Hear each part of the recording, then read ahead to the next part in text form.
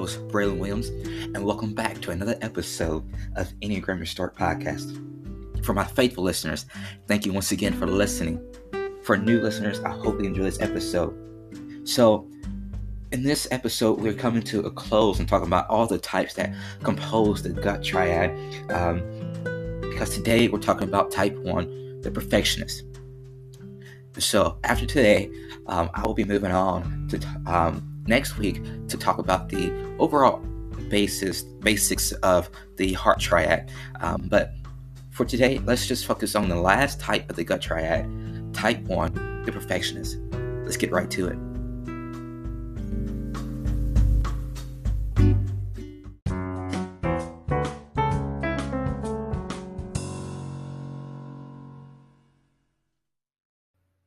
Let's talk about perfectionism. So, being a perfectionist is just slightly different for type 1 than it is how we would typically think about it for any other person.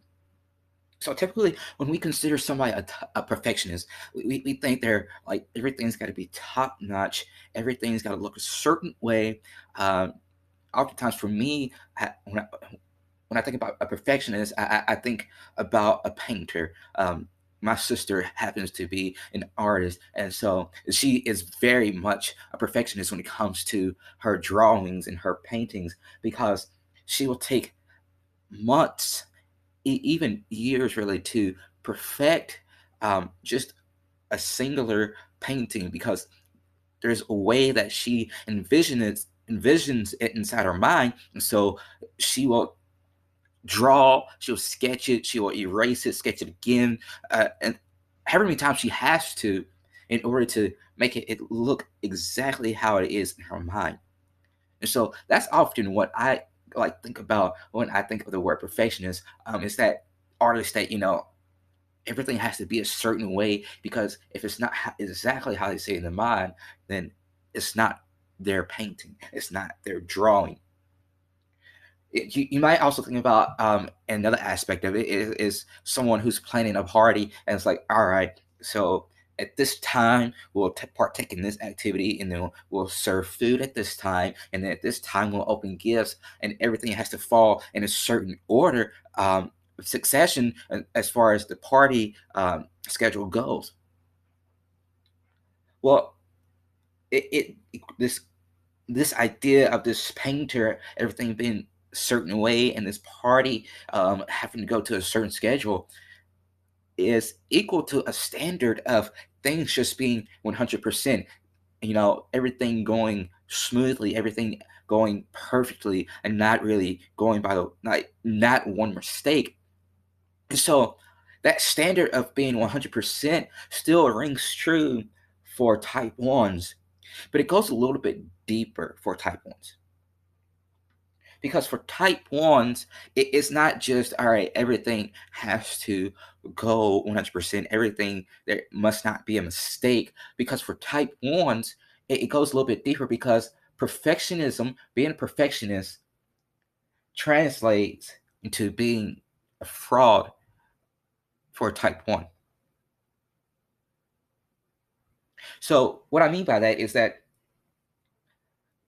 type 1s don't want to be seen as fraudulent because as a type 1 person, their deepest fear, the core fear, is that they are morally flawed, that, what they do is not good enough.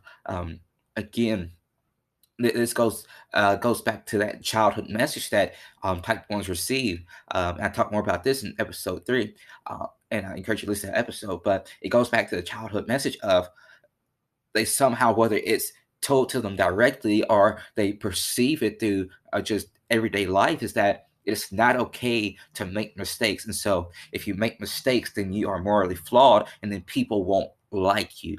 So for a type 1, their deepest fear is being seen as a fraud, is being morally flawed. And so what they do to cope with that, what they do to kind of push that fear away, is they become so much sticklers for rules. They become so uh, uh, perfectionist that there's no reason to doubt their life. There's no reason to doubt what they're doing. They become so like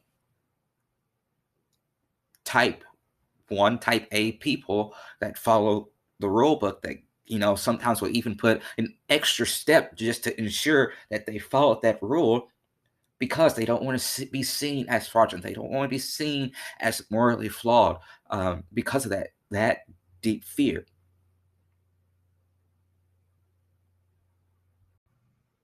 So if you remember in previous episodes, I've talked about um, the gut triad. We talked about the other two type eights, type nine people, and every type within the gut triad um, deals with anger in a different way.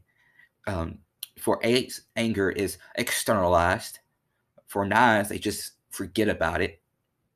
But for type one people, they internalize anger. And so I really talk about what that means and how that correlates within the three types of the gut triad in episode 3. And I highly encourage you to go back and listen to that episode. Um, it really gives more information on the dealing with anger and the childhood messages and all that. So if you really want to know what that stuff is about, that's episode 3. Go give that a listen. But what when one's internalized anger, that essentially means that they take on the blame. So when things don't go right, when the plan goes wayward, when there's a mistake, ones will take on that blame. They will place their anger on themselves because what they perceive in their mind is that I should have made sure that things would have went right, period. And so when things don't go right, essentially they're telling themselves it's their fault. It may have not been their fault at all. It may have been a completely different person's fault. In reality, it may have been an external force that they could not control, such as weather or an accident. But they, a type 1 person would say, oh, well, it's my fault, no matter whose fault it actually is. So this to kind of illustrate this, I want to put it into this perspective. So say you have two friends. You have Mike and you have Dave. Mike is a type 1. Dave a type 3. Well, they got together and say, hey, let's get our high school buddies back together for just to get together. We was on the football team. We haven't seen each other in years. Let's call everybody up. Let's call everybody up and let's just have a little party, have a little get together. They're both on board. Mike takes the charge and plan it, but he delegates to Dave that, all right, Dave, I want you to coordinate with everybody to, say, all right, we need you to bring this plate. We need you to bring maybe a drink. Bring the wine, bring the beer, or bring the soda. Can you do that? Dave agrees. Um, well, party comes, everybody's there, but there's no food, there's no drinks because Dave fell short on his priority. He fell short on what he agreed to do. It's completely Dave's fault that there's no food, there's no drinks at this party. But Mike will, as a type 1 person, say, well, actually, it's my fault because I should never trusted you to do that. Actually, it's my fault because, I should have just did everything myself. But the anger that Mike has, rightly so, should have been placed on Dave because in this situation, it is truly Dave's fault. But because Mike is a type 1 person, he internalizes that anger. He takes on the blame.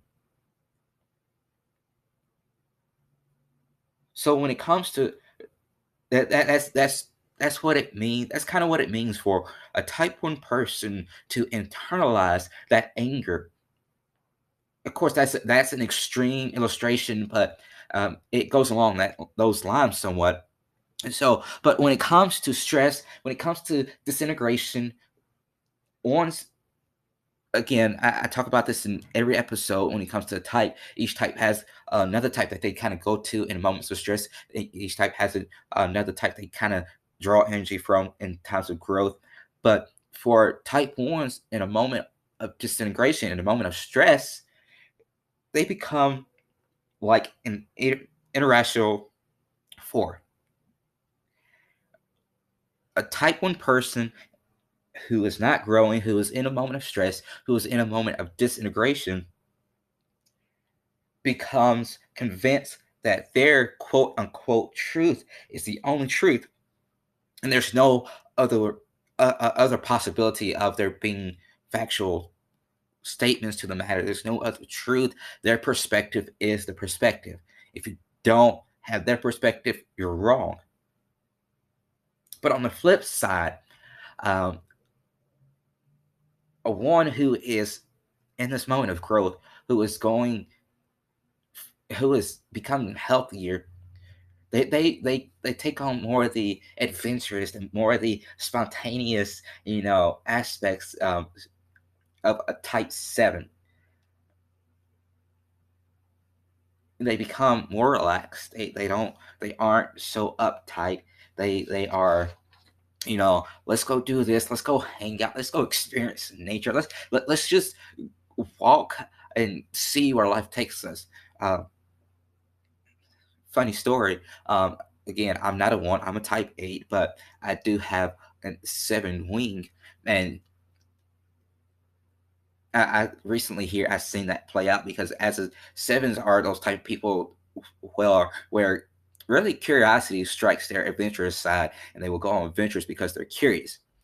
And so there's a Saturday I was out location scouting for an event I was planning, and I've been at a park, and I've been to this park multiple times, but I've only been within a certain vicinity of the park.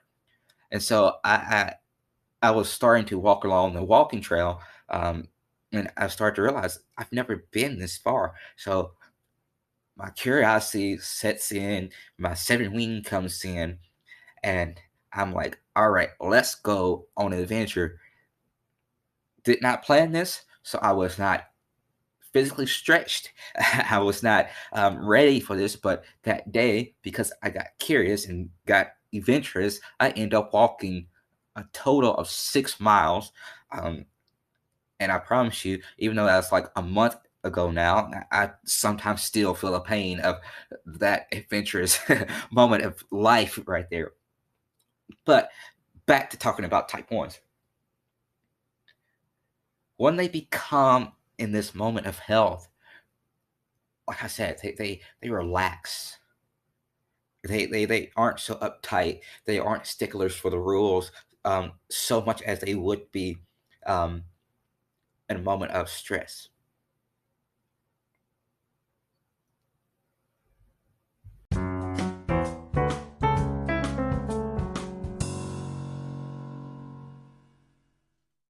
Hey, it's your host, Braylon Williams. I want to say thank you for listening. Your support is greatly appreciated. You can support Enneagram Restored even more by sharing this podcast with your family and friends, and by making a monthly donation at anchor.fm/Enneagram Restored/support.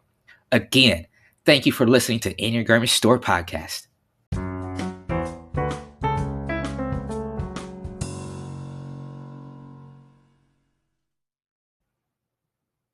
I've never um, discussed the levels of health in any previous episode, so this is the first. But um, I just feel like that it's necessary to talk about the levels of health for type one before I can talk about the next topic that I want to talk about. Before I can talk about kind of the, at the end of each episode, I kind of put this like teaching lesson in. And I just feel like before I can talk about that, I've got to talk about levels of health for type one. So because I have never talked about levels of health, I've got to take a moment out and to kind of explain what the levels of health are. And so for each type of the Enneagram, for all nine types, there are also 9 levels of health for each type. These levels of health are numbered 1 through 9, and they are split into kind of subcategories. You got your healthy levels, your average levels, and your unhealthy levels. And so levels 1, 2, and 3 are the healthy category, the healthy level. 4, 5, and 6 are the average levels of health, and consequently 7, 8, and 9 are the unhealthy levels. Uh, and so it just kind of goes, and again, triads there down the spectrums of 1 through 9, beginning with healthy to average to unhealthy. Um, and I wish I could take the time out to kind of look at all 9 of the levels of health for type 1s, but one, it's not really pertinent to um, look at all 9 levels of health for type 1s, only the top tier. And so that's what I want to do for this episode. I want to focus on the top tier levels of health for each category. So that means taking a look at level 1 for the healthy, level 4 for the average, and then level 7 for the unhealthy. All right. So at level 1, at the best level of health, type 1s are extraordinarily wise and discerning. At this level, at this moment, when they are at the best, and they are, I wouldn't say have achieved full growth, but they are at the best, or in the best view to achieve health and to achieve growth. They become very humane and inspiring. Um, their their relaxedness, their ability to say, "All right, mistakes are okay, okay, but we do need to have a plan, and we should stick to these rules." But realize that life can take a toll, and it's time for me to step back and relax a little bit. That thinking becomes inspiring to those around them. But at the top level of average, at level 4, type 1 people become very high minded and idealist. They become crusaders through the thinking that is up to them to improve everything, because they become very dissatisfied with reality. They aren't satisfied with reality because it's just not living up to their perfectionist ideal way of living. So they become like this hammer to the nail, this crusader, of, all right, if things going to get better, then I've got to do it. No one else can make things better but me. But then as we reach into the top tier of the unhealthy category, as we get into level 7, ones become very dogmatic and inflexible. At this level, they deal in nothing but absolutes, black or white, yes or no. At this level of health, and even further beyond, and in levels 8 and 9, a type 1 person comes to think and understand and believes that their quote unquote truth is the truth, that they know the only truth, and that what everyone else thinks, what everyone else does is wrong. It simply just isn't right. And so that's why we encourage type ones to just relax. And so, with keeping that in mind, I feel like this is a good foundation to go for the teaching lesson that I want in this episode. And so, let's just talk about that. So before I get into talking about the kind of restoration idea of this episode, the teaching lesson of this episode, I want to prologue it by saying that this is not cold hard facts. That this is my personal thinking. That I'm not saying it is the way to think, but I'm more of it's a good foundation. It's not the whole house, but it's a good way to start laying the foundation for growth. And so you won't see you probably won't see this on the internet anywhere else. You probably won't hear this from any other Enneagram person or coach or podcaster, but because this is just, my thinking. But like I said, I think it's a good way to start laying the foundation for growth. And it's not the solid house, though. Um, and so it's simply that, and this idea is simply that growth for type ones begins with them becoming more self aware. It begins with some realization, some self actualization that they must achieve before they can truly grow. And so, again, like I said, this is solely a Braylon Williams idea. Um, it might be completely wrong. It might be somewhat right, but me personally, I think this is a good way to start laying the foundation for growth for type one. So, um, if you don't agree with it, that's fine. If you agree with it, perfect. But I do encourage you to look into it some more to see how you feel as type one, or as somebody who might know a type one, or if you're happen to be another Enneagram person here. And look into it to see how you feel about this idea. But like I said, this is solely me idea, is solely a Braylon Williams thinking. But again, I do recognize it's not the whole house, but I do think it is a good way to start building the foundation of this house of growth. All right. And so, but there are multiple realizations that if a type one will truly open up and receive them in their mind, in their heart, and their soul, that they can begin to experience true growth. There, there's probably more than five realizations that that can be taken for a type one. But for this episode, I just want to focus on two of those realizations. And the first one is that for someone who's a type one,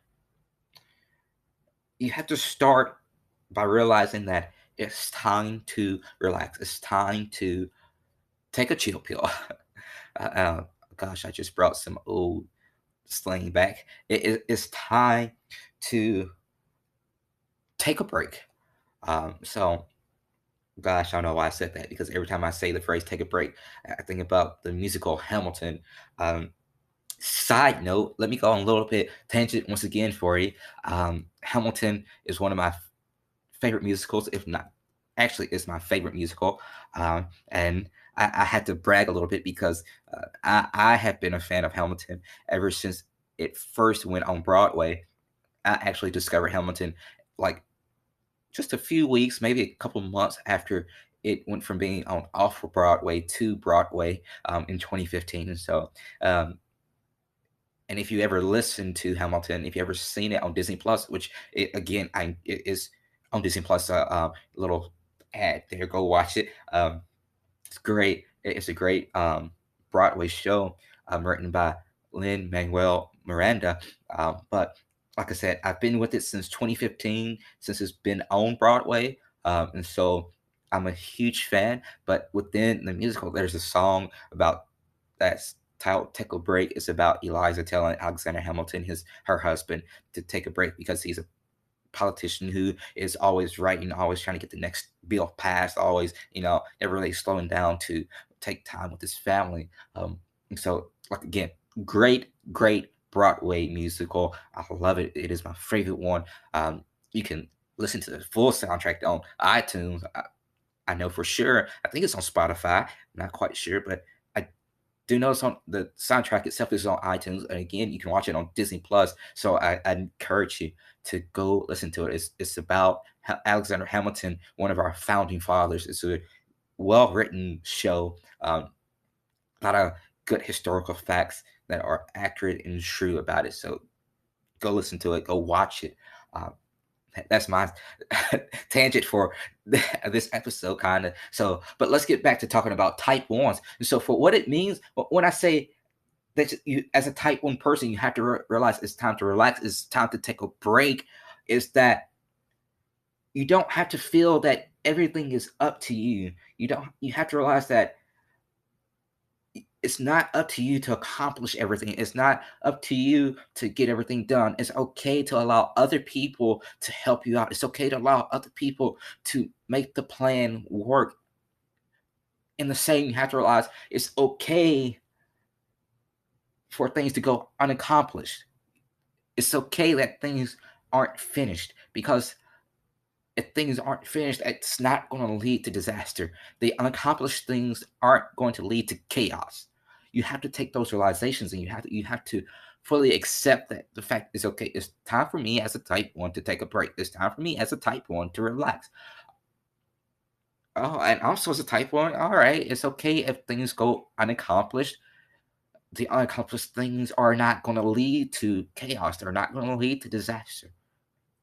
When you start to realize that, you start to begin to grow as a type one, because you become more flexible. You go from, being so inflexible and being so stuck on rules and perfection thinking, that you begin to grow and kind of again experience the sides of a positive seven, a healthy seven. But the second realization that I want to focus on for this episode is that as a type one person, you have to be flexible and open to different perspectives. Well, again, this is really something that is highly seen in a very unhealthy type one person, but it still is seen within all levels of health. But it's very noticeable within, as we get into these unhealthy levels, level 7, 8 up, and 9 of someone who's Enneagram type 1, is that they become very inflexible. As a type 1 person, you have to realize that it's okay to be flexible. It's okay to say, all right, the plan may not go exactly how I thought it to be, but that's okay. You have to realize that, okay, people are going to have a different perspective. My truth is not the truth. My ideas are not the idea. My thinking is not the thinking. People have different opinions, people have different views.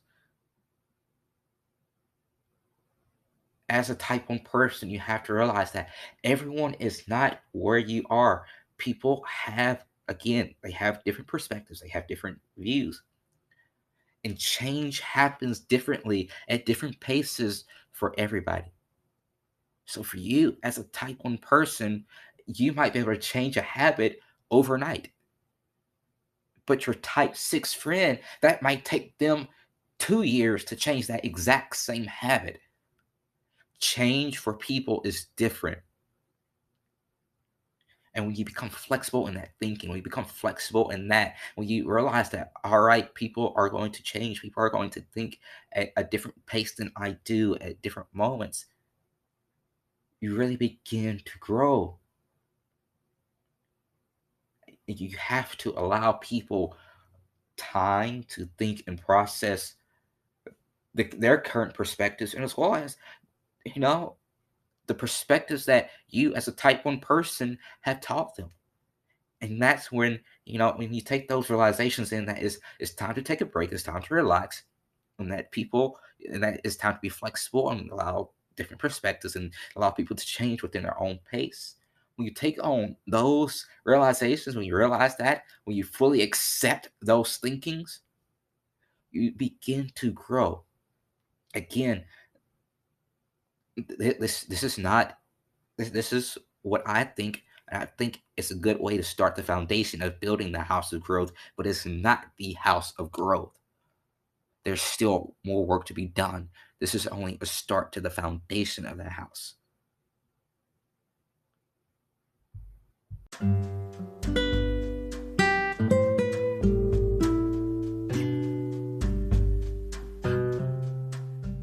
Well, that's all that I had for this episode of Enneagram Restored. But again, thank you for listening. Before we go, I do want to, there's an announcement, kind of a teaser I want to give to you that I've been working on diligently in the past couple of weeks. That I'm very excited to announce. And that is that I am launching a merch store.